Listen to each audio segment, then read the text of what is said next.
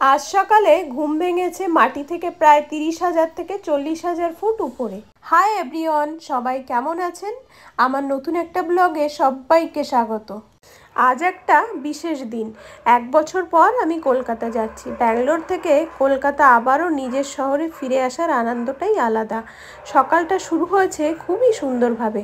ঘুম থেকে উঠে চোখ খুলতেই খোলা আকাশের বিশালতা যেন মেঘের উপর দিয়ে ভাসছে। আকাশ দেখে মনে হয় যেন এক মহাজাগতিক ক্যানভাস। সূর্যের আলোতে আকাশের নীল রং গভীর থেকে ধীরে ধীরে হালকা হয়ে যাচ্ছে, আর মেঘগুলো যেন তুলোর মতো নরম আর সাদা। নিচের দিকের মেঘগুলো কখনো একসাথে জড়ো হয়ে পাহাড়ের মতো লাগছে, আবার কখনো ফাঁকা জায়গাগুলো দিয়ে নিচটা দেখা যাচ্ছে। সকালের আলোতে আকাশে এক ধরনের সোনালি আভা ছড়িয়ে থাকে। সূর্য যখন ধীরে ধীরে উপরে ওঠে তখন সেই আলো আরও উজ্জ্বল হয়ে যায়। এটা এমন একটা দৃশ্য যেটা শুধু অনুভব করা যায়, বলে তার পুরো সৌন্দর্য বোঝানো সম্ভব নয়। আজ আমাদের ফ্লাইটটি ছিল ভিস্তারা এয়ারলাইন্সের। আমাদের ব্রেকফাস্ট ইনক্লুড ছিল, সো এর জন্য আলাদা করে অর্ডার করতে হয়নি। চলুন আমাদের ব্রেকফাস্টে কি কি দিয়েছে দেখা যাক। এটা দিয়েছে একটা কাঠের চামচ, 1 বোতল জল, একটা ব্রেড, একটা ইনোর প্যাকেট, আর দিয়েছে এগ অমলেট, আলু ফ্রাই, আর টি বা কফি নিজের পছন্দ মতো নেওয়া যাবে। খাবারের টেস্ট ভালোই ছিল। খাওয়া দাওয়া শেষ, এবার আমরা একটু ঘুমিয়ে নেব।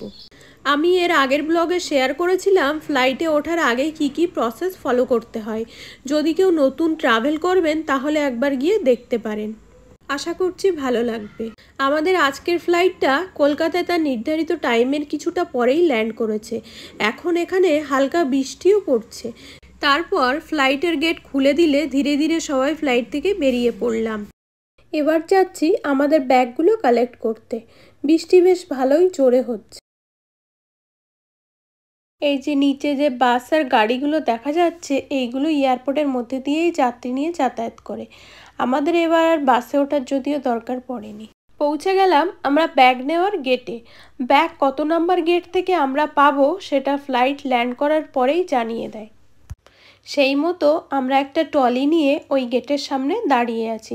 একে একে সবার ব্যাগই আসছে। ব্যাগটা আমরা এখন পেয়েও গেছি। আমাদের ব্যাগটা পেতে প্রায় 45 মিনিটস মতো সময় লাগলো। বেশ অনেকটাই সময় নষ্ট হলো এখানে। এবার এয়ারপোর্ট থেকে বেরিয়ে পড়লাম, আর কিছু বাকি নেই এখানে। আমরা কলকাতা ল্যান্ড করেই ড্রাইভারকে কল করে দিয়েছিলাম, সে এতক্ষণে এসেও পৌঁছেছে। এয়ারপোর্ট থেকে বাইরে বেরোতেই ব্যাঙ্গালোর আর এখানকার ওয়েদার সম্পূর্ণ যে আলাদা সেটা ফিল করা যাচ্ছে। এতদিন পর নিজের শহরে ফিরে এসে কিছুটা অদ্ভুত ভালো লাগা আর কিছুটা শূন্যতা ফিল হচ্ছে। এই শহর, এই রাস্তাঘাট, এখানে ছড়িয়ে থাকা অল্প ছোট ছোট মুহূর্তগুলো সব যেন এক নতুনভাবে দেখা। আগে রোজ এই রাস্তা দিয়ে আমি অফিস যেতাম, তারপর আরও কত কারণেই না যাওয়া হতো এই রাস্তা দিয়ে, আর এখন বছরে একবারও অনেক সময় হয়ে ওঠে না। কলকাতায় পা রেখে মনে হচ্ছে ঠিক যেন নিজের জায়গায় ফিরে আসলাম। এয়ারপোর্ট থেকে আমার বাড়ি খুবই কাছে, 10 মিনিট মতো সময় লাগে। তাই এখন শ্বশুরবাড়ি যাওয়ার আগে একবার মা বাবার সাথেও দেখা করে যাচ্ছি। খুব বেশিক্ষণ এখানে বসবো না, পরে আবার আসবো। কি অদ্ভুত ব্যাপার তাই না? যে রুমটায় একদিন সব থেকে বেশি শান্তি খুঁজে পেতাম, আজ সেখানেই কিছুক্ষণের জন্য অতিথি মাত্র। তারপর পৌঁছালাম শ্বশুরবাড়িতে। সেখানে গিয়ে ফ্রেশ হয়ে 1 ঘন্টা রেস্ট করে আবার বেরোলাম আমার একটা ডক্টর কনসাল্ট করতে। এখনও খুব জোর বৃষ্টি হচ্ছে। আমরা যেহেতু গাড়িতে যাচ্ছি, সো খুব একটা প্রবলেম হবে না। ডাক্তার দেখিয়ে বাড়ি এসে এখন ফুল রেস্ট। কাল রাত থেকে ঠিকঠাক করে ঘুম হয়নি, শরীরটা যেন মনে হচ্ছে আর চলছে না।